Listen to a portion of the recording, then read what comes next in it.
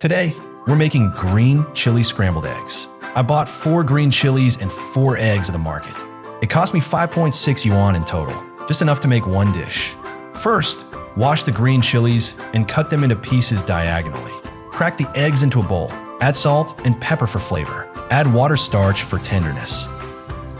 Smash the garlic and cut it into small pieces. Get some fermented black beans.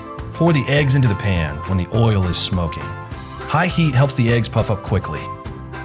Remove the eggs from the pan after they're cooked and drain the oil. Leave some oil and add the green chilies.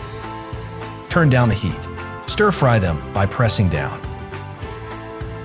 until they turn a golden brown. Add the garlic and fermented black beans and stir fry until fragrant. Add soy sauce to enhance the flavor. Pour the cooked eggs back into the pan. Add a little salt and chicken powder for flavor.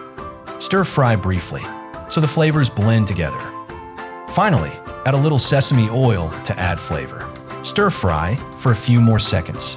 Once it's evenly mixed, you can serve it. Crispy on the outside, tender on the inside, spicy and flavorful. Subscribe to my channel. You'll always find a dish that suits your taste.